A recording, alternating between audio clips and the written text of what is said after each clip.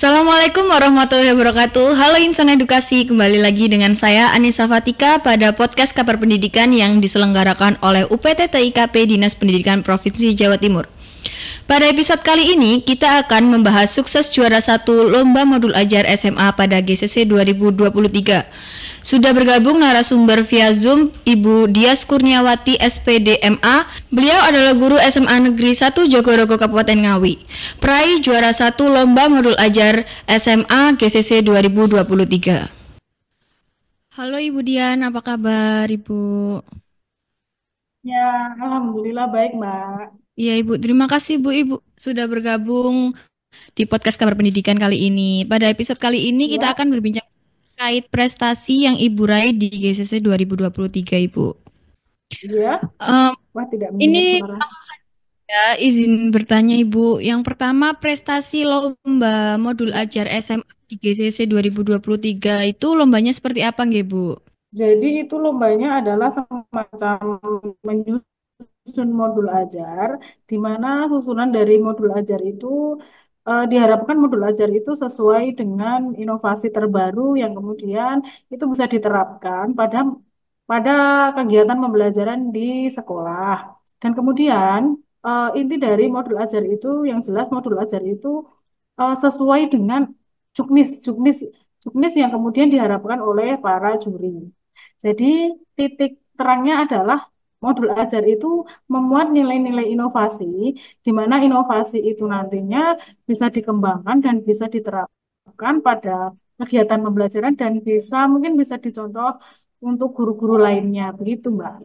Baik Ibu, untuk pertanyaan yang kedua Ibu, persiapan seperti apa yang Ibu siapkan sewaktu sebelum mengikuti lomba hingga menjadi juara 1 Ibu?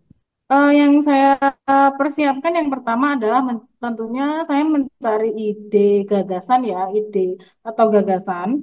Yang kemudian ide gagasan itu saya selaraskan dengan program sekolah, di mana program sekolah saya di SMA N1 Jogorogo itu adalah sekolah yang berbasis adiwiyata. Adiwiyata itu adalah sekolah berbasis lingkungan dan sekolah ramah anak. Jadi karena ada dua basis itu, jadi saya mencari ide yang selaras dengan sekolah adiwiyata, yaitu sekolah yang ramah lingkungan. Nah, dari sekolah ramah lingkungan itu, kemudian saya mendapatkan satu ide, yaitu perilaku remaja hemat energi. Jadi pada saat itu saya mencari ide yang sekiranya unik gitu. Nah, uniknya itu seperti apa? Saya menemukan satu ide di mana tren dari remaja yang melakukan penyimpangan sosial ada satu materi dari pelajaran saya, yaitu pelajaran sosiologi. Di situ akan saya kaitkan dengan bagaimana mengintegrasikan antara mata pelajaran saya sosiologi itu yang kemudian bisa membentuk karakter adiwiyata tentang perilaku hemat energi, yaitu temanya adalah remaja anti knalpot brong. Nah, disitulah kemudian saya menemukan ide bagaimana cara membentuk karakter remaja yang kemudian anti knalpot brong di situ. Nah, di situ saya menggunakan media stiker. Salah satu output pembelajarannya adalah mereka atau peserta didik disuruh untuk membuat stiker yang bertuliskan yang bertema remaja anti knalpot brong. Itu yang pertama, langkah yang pertama itu idenya. Dan yang kedua kemudian saya menyusun modul ajar itu menjadi beberapa komponen. Yang pertama ada tujuan, kemudian rencana asesmen, langkah pembelajaran, dan kemudian media apa yang saya gunakan. Kemudian yang selanjutnya, kemudian selanjutnya saya mempraktekkan modul ajar saya itu di peserta didik dan alhamdulillah itu lancar dan mereka sangat antusias karena tema yang saya ambil pada saja yaitu pada penyimpangan sosial seperti itu agar mereka terhindar dari kenakalan remaja yang berkaitan dengan sepeda motor. Seperti itu, Mbak. Oke, baik Ibu. Untuk yang selanjutnya, Bu, kendala yang paling berat yang Ibu hadapi pada persiapan dan pelaksanaan lomba ini itu gimana, Bu?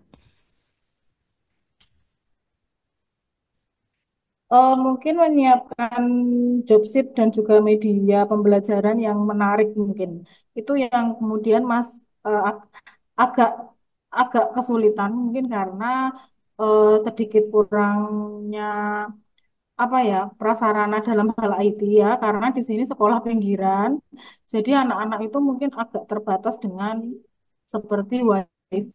Untuk pertanyaan keempat, Ibu, dukungan apa yang Ibu peroleh dari cabang dinas dan kepala sekolah dalam mengikuti lomba tersebut? Ya Mbak, Dukungan dari cabang dinas dan kepala sekolah iya. dalam mengikuti lomba, Ibu. Dukungan dari cabang dinas senantiasa mendukung para GTK atau gurunya itu untuk selalu memperoleh prestasi melalui kompetisi-kompetisi yang diadakan untuk para guru. Jadi, kepala cabang dinas itu sangat memotivasi, sangat mendukung, dan bahkan mewajibkan semua GTK yang ada di cabang dinas wilayah Madiun itu untuk senantiasa mengikuti program-program kompetisi yang diadakan oleh Provinsi Jawa Timur.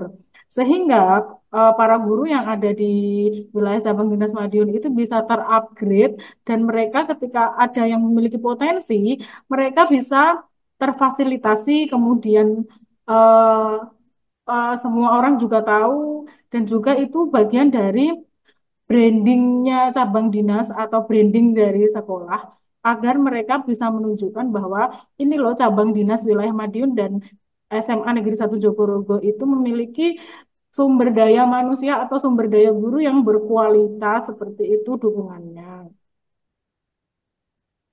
Seperti itu saja, Mbak. Dan kemudian untuk kepala sekolah senantiasa mendukung dan juga itu bagian dari usaha para guru atau GTK yang ada di SMA Negeri 1 Jogorogo itu untuk selalu berusaha dalam berprestasi. Jadi dukungannya adalah kita selalu dikasih motivasi bahwa di dalam bekerja itu tidak hanya sekedar bekerja, tetapi dalam bekerja itu carilah sebuah makna.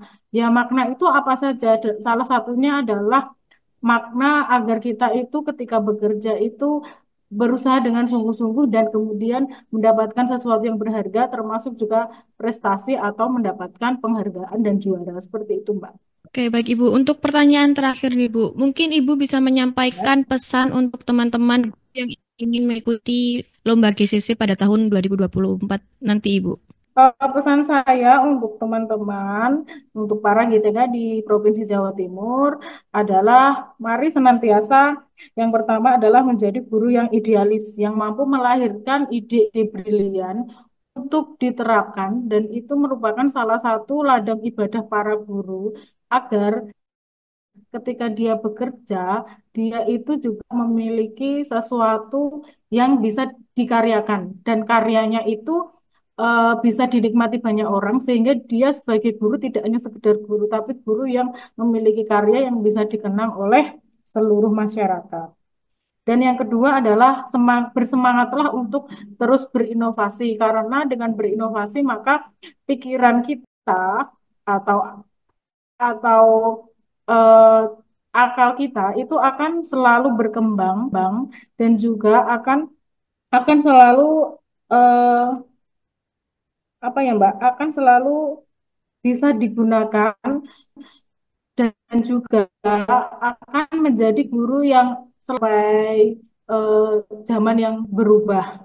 Yang ketiga adalah dengan berinovasi ini maka kita sebagai guru itu sudah menyiapkan para generasi penerus bangsa itu untuk menikmati, untuk menikmati dan untuk menjadikan seorang mereka itu dengan sesuatu yang menarik seperti itu, Mbak. Oke, Ibu, terima Mungkin kasih ada yang sudah menjawab. diulangi lagi yang bagian ini Terima kasih Ibu sudah bergabung di podcast Kabar Pendidikan UPTT IKP Dinas Pendidikan Jatim. Terima kasih Ibu sudah bergabung di podcast Kabar Pendidikan yang diselenggarakan oleh UPTT IKP Dinas Pendidikan Provinsi Jawa Timur. Insan edukasi tanpa terasa waktu kita di podcast Kabar Pendidikan harus berakhir. Berjumpa lagi di episode selanjutnya. Saya Anissa Fatika pamit undur diri. Jangan lupa like, komen, dan subscribe channel YouTube UPTT IKP Dindik Jatim. Wassalamualaikum warahmatullahi wabarakatuh. Salam EduTech, UPT TIKP terus maju dan inovatif.